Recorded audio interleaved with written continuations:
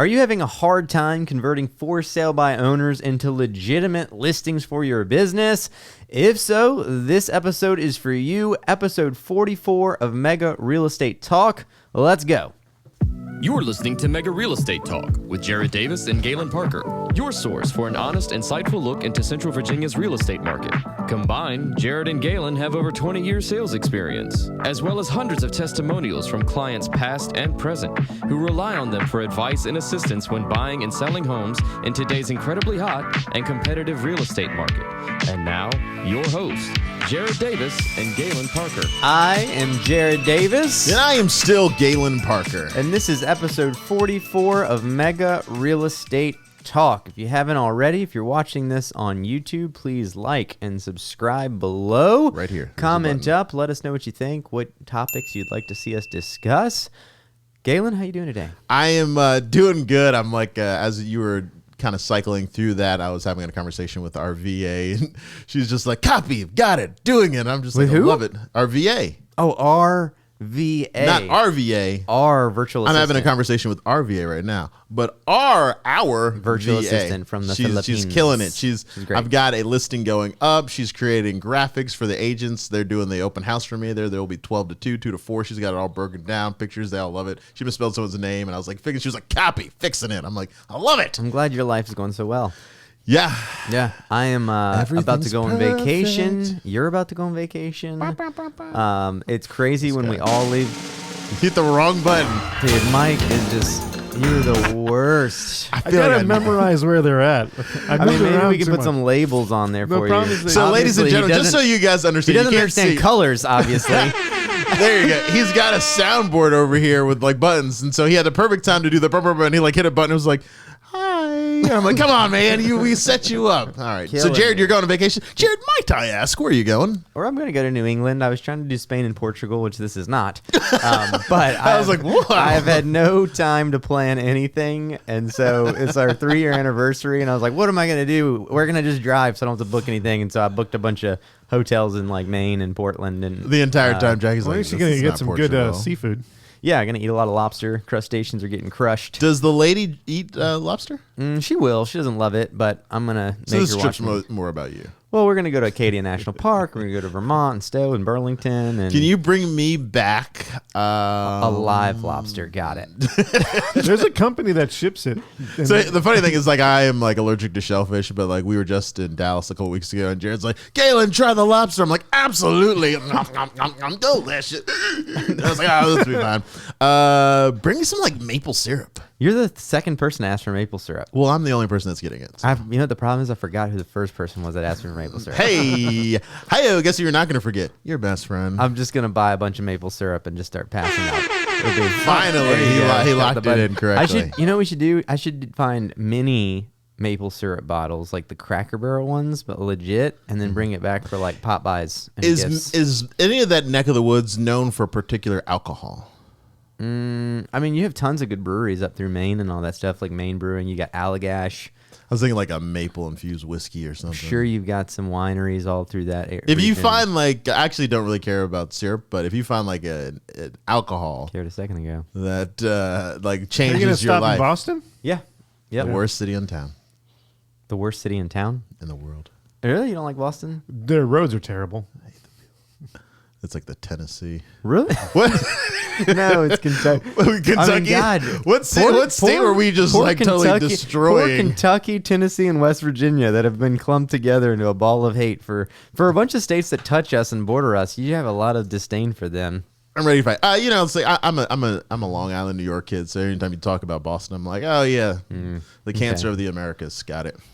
All right. Well, sorry. On that now note. that we've offended everyone in Massachusetts. Come at me, bro. Okay. Wicked pizza. Anything else? Yeah, stressing out, trying to leave for 2 weeks. Have so many things going on. I'll be gone What's for going on with the house? My personal house is Yeah. fully framed up pretty much.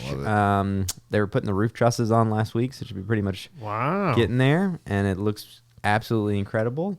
Hopefully by the end of the year we're in it. I ordered all my furniture this past weekend. That cost a lot of money. What? A lot of money. Yeah. How can you do that without like? Most furniture places are like 2 months out anyways, so I'm just like, I mean, what do I need to know? I know I need a king bed, so I bought a king bed. And I know I needed a couch for my basement. I bought a couch. How many TVs? Well, I already have 3 in my current house, and so I think I just need one more. I'm going to do like either a 77 OLED or an 83 OLED for the basement TV. And then I already have an OLED in my basement now. That'll move to probably my bedroom, and then I've got a 65 in my bedroom now that will probably move to the upstairs living room, and then I've got a 50 in my current living room that'll probably go in my gym. That's what I'm thinking. Okay. I don't know. That's the thought. We'll see. But yeah, a lot of furniture. Dining room tables, benches, beds, mattresses, couches, all that stuff's ordered. Wow. A lot of money. I spent more on a mattress than Did you do a sleep number? Sure. I don't know. She said it was the Maserati of mattresses, and I was like, well, She I'm a got you card at that one. sold, whatever, right? I don't know. It's like one of those things. Here's the thing. I'm 33 years old. I'm embarrassed to say, but frugally happy to say, I have never purchased a mattress. What? At 33. It's just one of those things, like you move out and like you take one and then like somebody else will move and they're like, oh, I got this guest bed and like I got to get rid of it. And I'm like, well, man, I got a guest room. I'll throw it in. And then I've just gone through this circulation of homes. And like, I mean, I moved into my first house at 18 that I bought. That bed went somewhere, but then like my sister moved and needed someone to take a bed. So I put it in our house, and then that eventually shifted to like my bedroom, and then somebody else moved and they were like, hey, I got a king, we got to get rid of this queen. And I was like, all right, I'll throw it in a guest room. So it's always been, I've just never had to buy a mattress. And so I was like, this is almost a forever purchase. These things last, what, 10 years, 15 years? Yeah, I would say 10 years. Let's call it 10 to 15. So then I was like, all right, I mean, what is that, like a few grand for a mattress, like a good one? But then you start getting there and you're like, wait, I got to buy a box spring. But if I don't buy a box spring, I can buy like one of the springs that like vibrates and it lets me set my mattress up at night. I have a sleep number and I will never go back to anything else. Does it vibrate? It does everything. Is it great? Yeah. And it sits up? Yeah. Right? Either person can sit up. That's how mine is. The number That's is exactly like, what I did. You have your own number and all that. Yeah. So it was like 10 grand. Mine was less than that. Yeah, it was like nine something. It was a little less than that too. But I don't remember exact number. It was expensive. you're like, it was like 9,800. Okay, we're still less than 10. It was Jared's expensive. like, mine was like $36.50. It was more than that. I couldn't. Well, I had to have people come put it in. Like you can't. Like they had to go do it. Yeah, so I did the same thing. I did 2 XL twins because we did like the thing where we tested what firmness we needed, and like my wife's was a different firmness than mine. So I was like, well, only one of us is going to be happy if we just get one mattress, right? Like either you or me, and it would be her. I would pick her over me.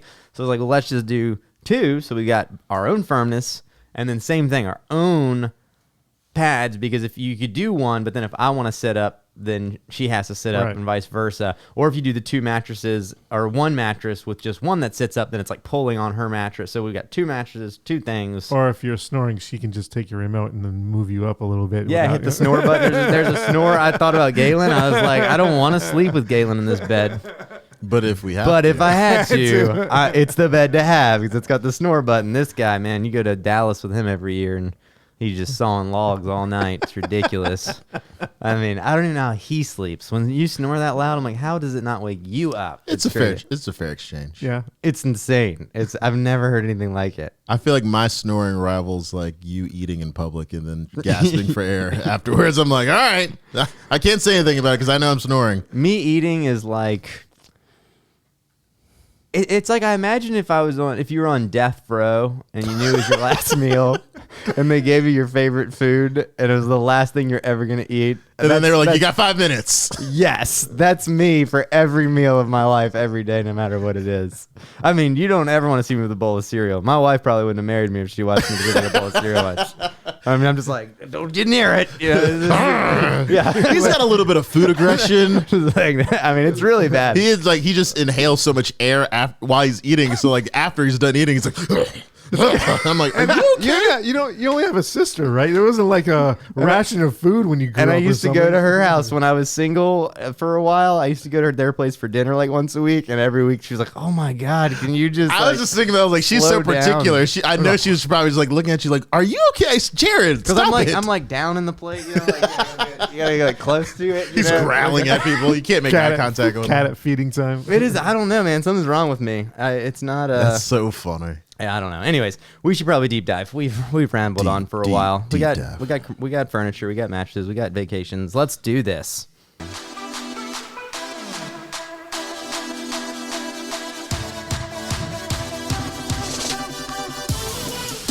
I like it. This one gets me going. Alrighty.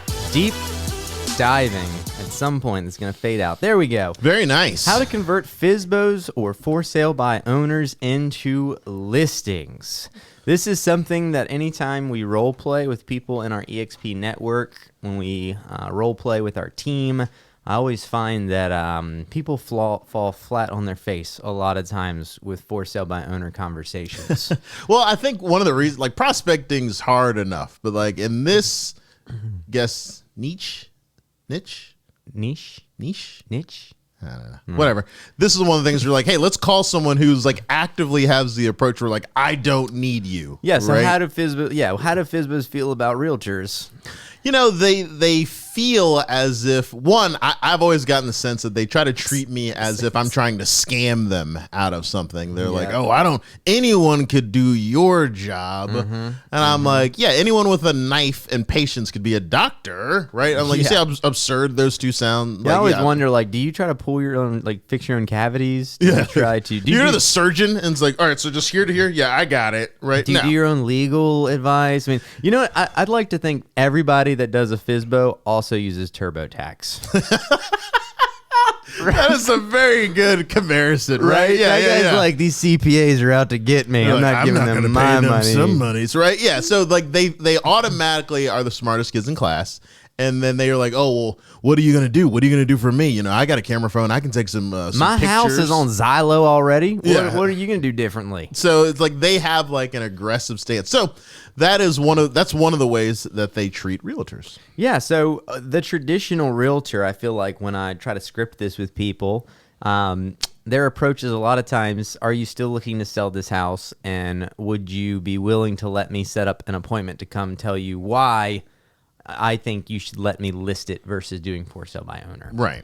But ultimately, you're giving the person a chance to easily just shut you down and say no. Yeah. Right? They already hate us, you know, like, can I come over and do the thing you don't want me to do? No. And they're like, no, thanks. Not at all. Right? So you need to be approaching these people in the way to essentially try to help them. Even knowing that they don't want to hire you, knowing that you're not going in for the listing, you're trying to add value to these people's lives so that they see that there is value to using a realtor. So, how do you approach a FSBO, Galen? You know, so when I first got into the business, I took a class by a pretty well-known guy who does a program that I've seen some of our agents sign up on, and me and that guy had like a rough beginning, so I don't going to say his name because, you know, I don't want you to have a bad experience too. But so one of the things that I always look at is like, hey, I view my buyers with high esteem and regard. And so before I just send them to you as a for sale by owner, I usually want to get some information done correctly, because when a new home buyer goes into a transaction, they want to be dealing with a professional on their side and with the other side. And just by definition, you are not a professional. Yeah. So I'm like, all right, so I need to make sure all the grounds are covered, because there's going to be a heightened level of anxiety, because they're going to be like, well, does this person know A, B, or C? Do they know the laws? Do they know the processes? What forms to fill out? What has to go on what timeline? So I usually reach out to, the for sale by owner and just say like, hey, listen, my name is Galen. I've got some buyers that are interested in properties like yours in this areas. Would it be possible for me to look at your house to kind of get a feel if this would be a good fit? And a lot of times they're like, no, I don't want you to come over here. You can bring an agent, or you can bring your buyer if you want. And I just explained to them, like, look, my client lives in Boston or New York or Philadelphia. They can't just pop in. They're like, so I need to go there and make sure that this house has all of the things that they want to know that might not be found in the pictures that you take. And a lot of times they're not taking professional pictures, so they're camera phone pictures. Like, they can't see that. They can't tell, What does it feel like in the house? What's the distance between the living room to the kitchen? What's the slope of the backyard? Are the kids going to be able, can we put a fence up? There's a lot of unanswered questions that a trained professional would probably address when they're doing your listing, but since you did it yourself, I need to see those things. It's like, so would you be willing to allow me to come? If they say yes, I then will ask them the most important question for any realtor is like, how am I getting paid for this? Yep. Like, are you willing to pay the buyer's commission? Now, You keep going. no, for the most part, I think reasonable people will say yes, because they've probably heard that question before. I have had every now and again, you get the one guy that's like, I'm not paying anyone anything. And I'm like, bye. And that's a judgment call you have to make, right? Because some people will say like, well, maybe I'll try to like get it from my clients. For me personally, I'm like, all right, well, have a great day. And they're like, you got to show your client my property. I'm like, I don't got to do anything, sir. Right. I was like, I'm in a fiduciary relationship with them to provide them with a level of service that they expect. And if I find that this is not going to meet that level of service, then you don't fall into that parameters. I had a FSBO tell me that one time, and I told them no. And then they said they were going to call the Board of Realtors and file a complaint on me. And I told them, here you go. Here's their number. You can ask for this person, this person, this person. Let them know that Jared Davis, member number 75721, will not show your house because you are not willing to pay a real estate agent. And you let me know what the Board of Real Estate Agents has to say about your formal complaint. And this is my cell. Feel free to call me back, and we'll laugh about it together in about 5 minutes. So this is how I like to approach FSBOs. Galen, he brought up the money thing at the end. I actually like to bring it up front. I think it's good to know where their head's at when I start this conversation. So mine goes a little something like this. Hi, Mr. Such and Such. Are you the owner of 123 Fake Street? Yes, I am. Is this still for sale, or have you already put it under contract? Okay, it is still for sale. Fantastic. Are you paying a buyer's commission if I was to bring a buyer? I just want to make sure before we, move any further, I just want to make sure you're at least willing to pay that buy-side commission if I have somebody that's interested. Yes, I'm paying the 3%. Okay, fantastic. The reason I was calling today, I run one of the number one teams in Central Virginia, and inventory is pretty low these days. We have had a hard time finding houses for our purchasers to buy.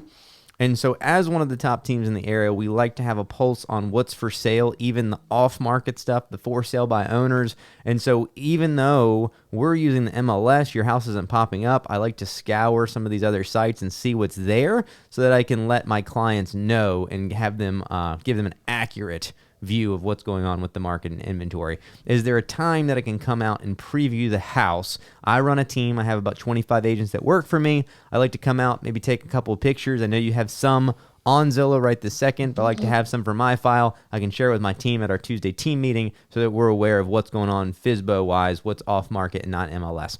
Typically by this point, people are okay. Again, sometimes Galen made a good point. Sometimes people say, well, you can bring a buyer if you want. And that's when I like to tell them, hey, I sell hundreds of houses a year.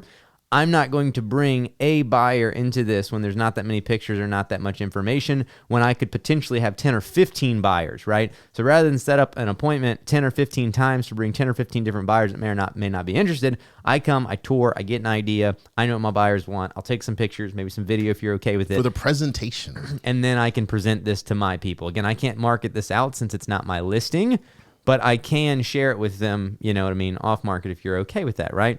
Now you have the appointment. And at this point, it's crucial that you don't go in and try to sell yourself as their listing agent. Again, we've already established they don't want to list their house. They want to save their 3%. Statistically, they're going to lose 10 to 20% by selling it by themselves, but that's not your problem right this second. You're just going to push the fact that you want them to sell their house. You really hope that they can find that buyer, right? But now when you get on this appointment, this is when you start adding little teeny drips of value throughout, right? You walk through, you maybe give them some pointers, you start taking the tour. I also have little different things that I'll prick them with in a nice way, right? Not a way that's derogatory. Oh, so you didn't fix the water damage. Got it. No, this is one I love to use, right? First and foremost, the market's been crazy. So you show up, you see it's been on Zillow for 31 days. So I ask them, hey, what's the showing traffic been like so far? Have you been getting any feedback? How many offers have you gotten so far? We're typically on market for about 14 days, average 3-4 offers per house. I'm sure you've gotten some offers. Maybe they were just low and you hadn't accept. What's your activity like? See, now they're starting to see just up front the They're fact like, that "Wait, what?" we've sold, 20 houses since you've been listed. You've sold 0 houses. What's your showing activity like? Oh, we've only had 1 showing. We typically get 12 to 14 our first week, right? You're not comparing. We're just stating facts. You're just making some statements because you're taking the assumption that they're just as successful at this as you are because that's what they think. Because that's what they want. Yeah. So you are making that comparo without them, not derogatory, but they're going to start to understand, okay, wait, these guys are getting a little bit different results than I'm getting, right? I saw that the neighbor house that went on the market, they had 14 offers. Yes, showed that one, tried to get it, couldn't get in. it. We were one of 14 offers. How many are y'all sitting on right now? No, okay. Man, that's a bee sting. The other thing I hit them with is their value. It could be right, it could be wrong. I do not care. But it's hey, I see you're priced at $550 right this second. How'd you come up with the comparable report? Sometimes, obviously, Zillow's off by 10% in the best of markets, up or down a lot of ways. So obviously you didn't look at Zillow for the value. So how'd you come up with it? Obviously. And I say just like that. I'm like, obviously you didn't look at the Zillow value. We're in a 4 out of 4 star market. It's up to 5% off. So you're at 550. That would mean it could be 500. It could be 600, right? Somewhere in that range, $100,000 difference. So, how'd you come up with your value? Now you've put them in a really awkward position. You're like, I looked at Zillow. You're right. I didn't. I looked at Zillow. But in the assessment, there was an assessment. My tax assessment. There was an assessment for a while, and that went up 13%. Did I just catch a niner in there? And you're just like, oh, okay. So you had the county come out and look at the house and reassess. Well, no, they haven't been in the house, so they don't know your finishings or anything like that. You just What'd the appraiser say? Yeah, you had it appraised then, right? You just hired a private appraiser. I mean, that's probably worth $400. You're saving 3%, so you save $15,000. That'd pay for a $500 appraisal, right? Again, you're not going to do anything in a sarcastic, rude way, but as you start making these comments, hopefully what you're doing, I'm hoping that their palms are sweating by this point. Yeah. They're like, oh God. What have I done? What have I gotten myself into? We handed him the scalpel. He's made an incision. He's starting to bleed. And now he's like, how do I fix this? Right? That's where we want them to be, right? Yeah. But you're offering them things. Well, I see you still have pictures up. It'd be a good idea to depersonalize. Your family's beautiful, but it's not the family that's moving to the house. And, you may want to get some stuff off of the countertops. If I was going to, if it was a listing of mine, I'd say, countertop space is going to maximize. It's going to be better. Hey, I noticed you didn't really have any pictures, or it looks like, I saw you in the bathroom mirror in that picture that you took for Zillow. Would maybe be good to get some pro shots rather than just having you in the mirror. I saw you with your hand around the corner taking that picture to try to be out of the shot. But, we could give you a good photographer. If you want our pro photographer, you could pay and have him come out and at least do some good shots for it. Right? You're offering value all the way throughout, right?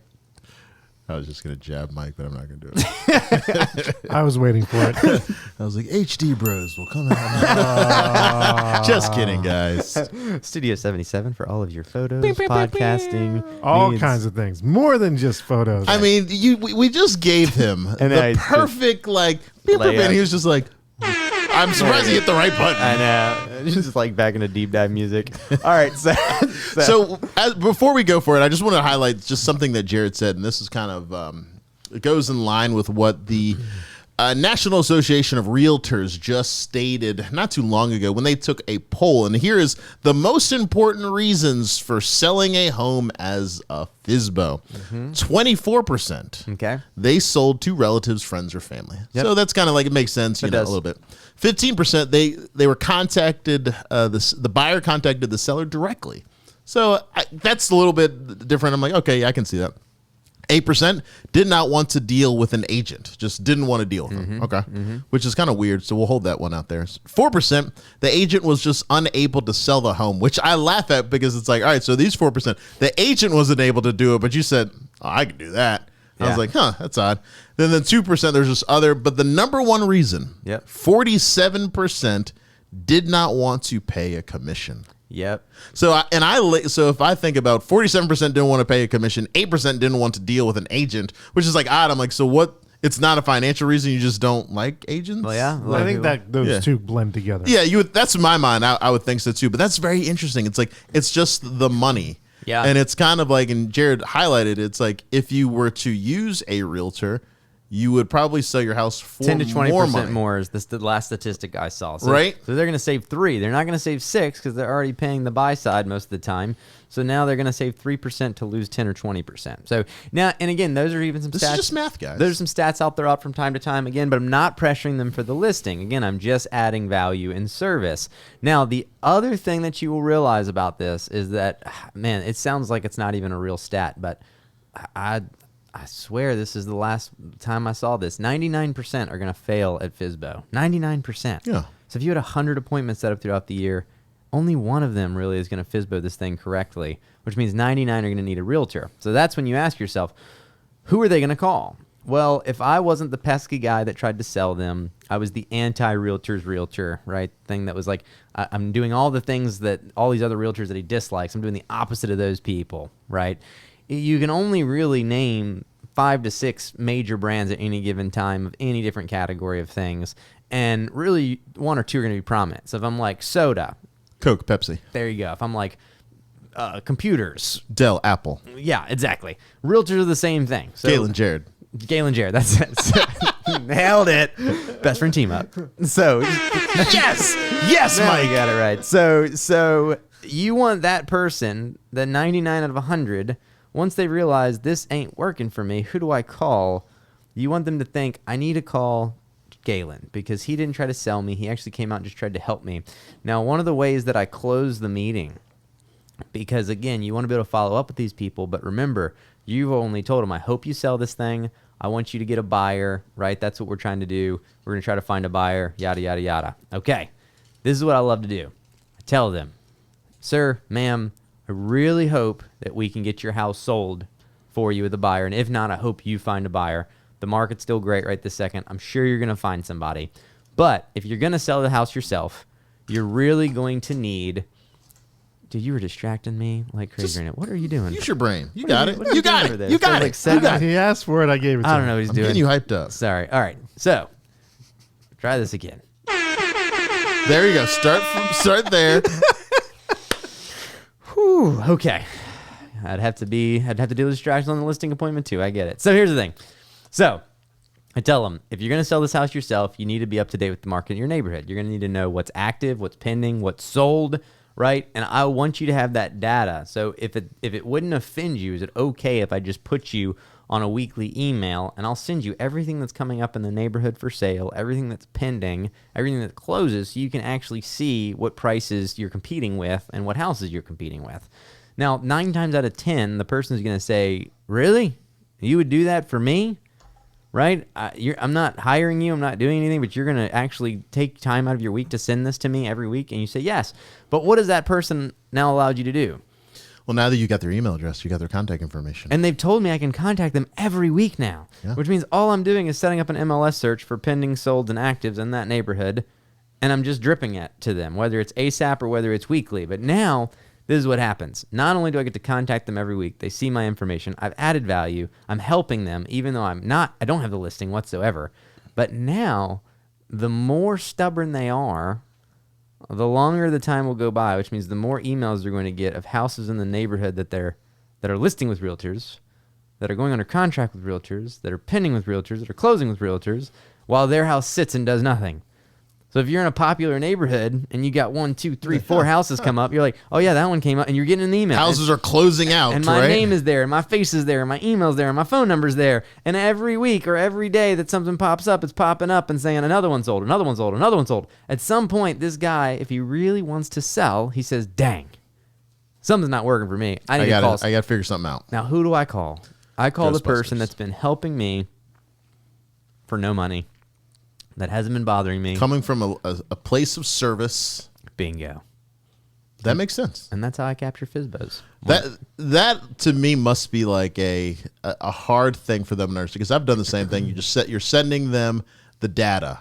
Like it's comment free data. It's like, oh, you're at 123 Main Street, well, 1234, 1235, 1236. All these ones were going off the market, and you're just like, well, what is it? Like sometimes their house is better than the one that just sold. But the fact of the matter is like it wasn't marketed, it wasn't taken, it wasn't handled by a professional. And eventually they're just like, all right, I got to do something. Whatever I'm doing right now is work. The other thing that I have found, like a lady called me, she was like, I'm just tired of showing it. Because they don't realize, like you don't have a lockbox, you don't have like a online scheduling service, so you're just getting people like, can I rent it? Can I come see it? Then they go see it, then they're like, oh well, would you be willing to rent it? You're like, man, my lunch break, I just came out here just for you to ask me if I could rent it to you. Yep. And it's like, that's got to be frustrating too, because we've sold houses and you get all of that information, you get all the scammers, you get everyone, and now you got to field all that. Or even safety. Like I've seen where I've called FSBOs and been like, hey, I want to try to check this out. I think it'd be good for a client. And he's like, yeah, contractor box on the door, 1412 is the code. And I'm like, you asked for no credentials from me. For sure. Just a contractor box. I'm going to go steal all your new appliances. Like, they didn't ask me for like a business card or background. I'm like, hey, this is Galen Parker. And they're just like, oh, yeah, just go right on in. 1, 2, 3, 4, 5, 6, 7. I'm like, if I was a thief, okay, I would be cleaning out man, that house is going to be copper free, baby. I mean, I was like, no copper left in that bad boy. The alarm code is this to turn off. You're like, thank you very much. I appreciate it. I mean, gosh. So if you're a realtor watching or just a thief, great idea to rob people. Just call a bunch of FSBOs, and when they let you in their house with no one home. And if you ask how you got that idea, you never heard of us. I mean, it's crazy to me, like what people will do. I've been given the code multiple times from multiple FSBOs with a contractor box. Just to kind of circle around with this thing, Jared, what are some things that we see that are the reason why their house is not selling? Most of the time, they've definitely overpriced it. Almost Price is every number time, one, anyways. Because the thing is, some of them will have talked to a realtor. Right? They've talked to a realtor, and the realtor's like, hey, this is a realistic view of the market. And they're just like, but I'm not a realistic view kind of guy, and I want 40,000 more. Things. So I'll just do it on my own and prove you wrong, right? So that's going to be like number one. Yep. Pricing. I wrote that as number one. They typically are not going to do professional pictures. Okay. I would say not even 10%. I bet you it's probably like 2 to 3% will actually have somebody come in and do photos of some kind. And I don't even know if you would say that 2 to 3% is like a real estate photographer, or maybe they like know somebody with a good camera. Maybe 1% of the just time. know a guy with a camera. Maybe 1% of the time they actually hire a real estate photographer, right? So typically it's marketed very poorly from a picture standpoint. I even had people say like, well, pictures don't matter. They're going to come out and look at it. That's I'm like, crazy. no, 90+% of people are going to find their house online. And if they look at the pictures and they suck, then they don't want to come see it. How many houses do we show, Galen, where they get out and they're like, man, the pictures really made this look better than it was? Oh my goodness. It's like it looks bigger online, or it looks cleaner online. It's the nicer. pictures got you here. That's why I did this. It's like, but on the flip side, I've had like FSBOs do really bad photos, and we've shown up for a showing, and they're like, wow, this is like way nicer in person than I thought it was going to be because these pictures were so bad, right? So typically lack of marketing on that front. They think that everyone's just looking at Zillow and going to call them. And here's the other thing. This is where ego comes into it heavily, because this FSBO thinks that he's going to do a better job selling his house than the realtor. yeah. And this is what people need to realize. No one wants to hear from the seller. No one. I hate, even on the luxury market side, I understand it. Like, I have the most expensive listing in Chesterfield County right this second, and even that one, I let people show it without me if they want to, because the owner's okay with it. No one lives there. I understand when there's really valuables and this and that, but in a lot of the luxury market, the list agent's always going to meet you there and show it to you.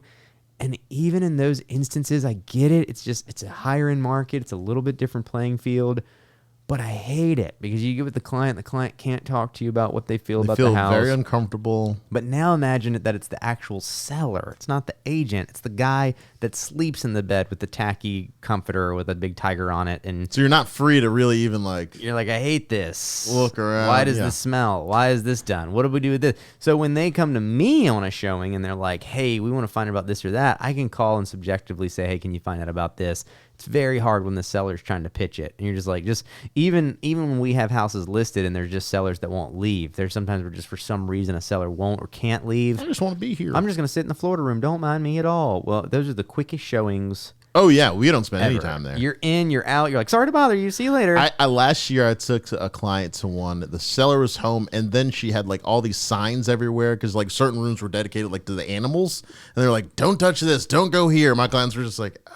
Yeah, that was that one. Let's just get out of here. We went to one the other day that had like medicine and cleaning products with like tags on it that was like 50 cents. And it was like a baby Benadryl that had one shot left in it. And it was like 50 cents. And they had tags on it. Like, it's for sale if you want it. But then there were signs on everything. There was like a sign on the basement door that said like basement access. And I was like, what? Did you think I wasn't going to open the door to go to the basement? You think I was going to fall down the steps? Like, what? If I was blind, I wouldn't see the sign anyways. It was insane. So you get a lot of weird FSBO stuff like that. And too. I just want to just to finish out here are some of the other reasons, and you touched on them. Asking price too high, Always. that's why they fail. Refusal to offer buyers agent commission, big fail. Yeah. Can't attract qualified buyers because of obviously the other reasons. Not effectively qualifying prospective buyers. That's when you get in there and it's like, hey, can I rent? Or, oh, I'm not pre-qualified. Or I got to sell a home. Yep. And that gets frustrating.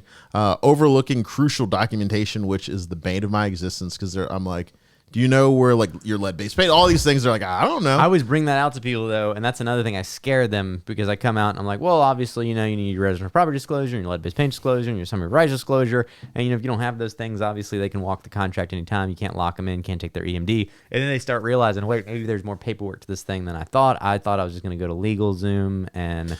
I also think because the contract that I'm going to send in is going to be the MLS contract. Man, what is that, like 20 pages? How many pages is that thing?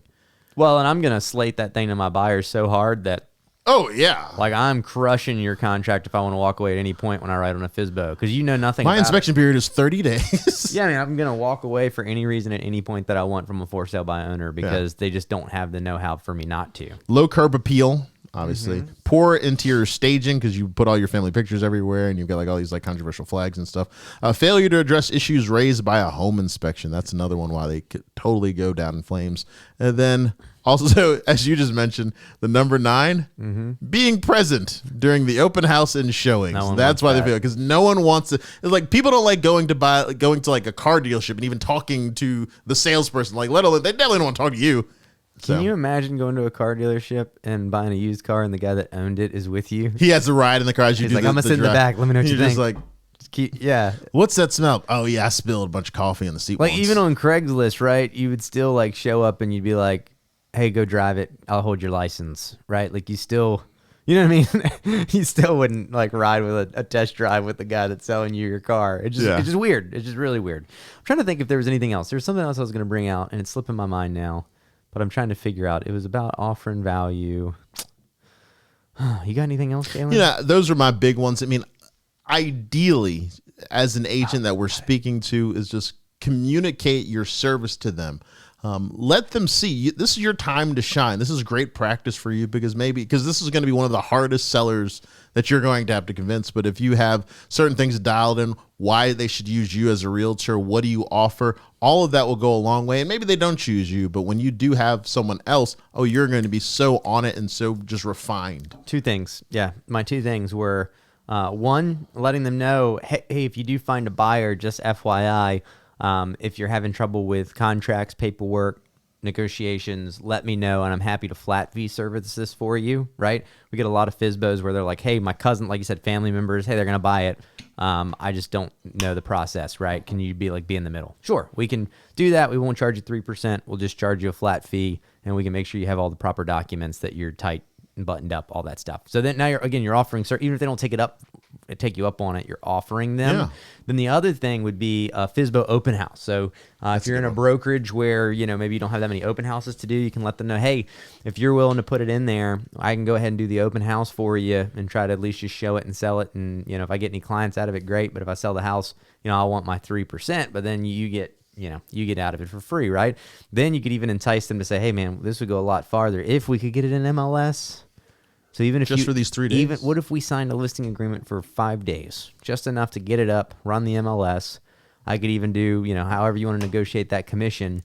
But then if for some reason you put it in and now he says like, hey, I'm not going to sell it to another agent or pay 2 commissions, any of those showings that you stacked up before the open house, you can tell them, hey, sorry, we had like 15 showings, but I can't confirm them unless you want to keep this thing moving. But hey, no worries. We're gonna expire it like you wanted to. Not a big deal. It's a good one. It's like, hey, listen, I know we're about to close that. Hey, real quick, what do you want me to do with the 15 people that scheduled a showing? I mean, I can't like really confirm any of those. What do you? I mean, I could keep it open, but like if not, we're just gonna have to let them go. So just let me know when you can. And then they're like, ooh, Yeah, we What? just did a listing service, but we weren't in agreement to actually have this. So You have to tell people. no, not really. But if you want to keep it running, we can just pay a little bit more commission, and we'll get all those showings set up and get you a contract. Right? Well done. I love it. So that's everything I got today. Anything else? That is huge. I mean, and if you have any more questions, feel free to put it in the comments or shoot us a text message or DM. We're happy to help you conquer your goals for 2023. That's right. And if you're looking for more insight, if you want to know what it's like to join up with us, whether you are local or somewhere else in the country or somewhere else out of country, we have an entire network of people across the country and even out of the country, Mexico, Brazil, Germany, where we are helping agents grow their business. So outside of this podcast, we're doing weekly trainings on Zoom. We are doing in-person events. We are doing conferences about 4 or 5 times a year. So if you want to see what any of that looks like, feel free to reach out to us. We'll let you know exactly what you get if you're looking for a move or a change, if you're looking to take your business to the next level, whether you're a solo agent or team agent or run a team or want to build a team. So you can reach me at jared@centralvarealty.com, or you can find me on Instagram at __ the Davis Group. If you're watching this on YouTube, fantastic, Mega Agent Academy. We also run Living in Richmond, Virginia. Galen, how do they reach you? You can reach me at 804-274-9016 or email me at galen@centralvarealty.com. Or if you're on a little thing called Instagram, that's your realtor's favorite realtor, RVA. That's it. This is another episode of RVA. Nope, it's not. We're not RVA. I sidetracked from my other channel. This is another another episode of Mega Real Estate Talk. Thank you for watching, and we will see you next time. If you have a real estate question that you would like to ask Jared or Galen, reach out to them at jared@centralvarealty.com or galen@centralvarealty.com. Who knows, it may even be featured on an upcoming episode.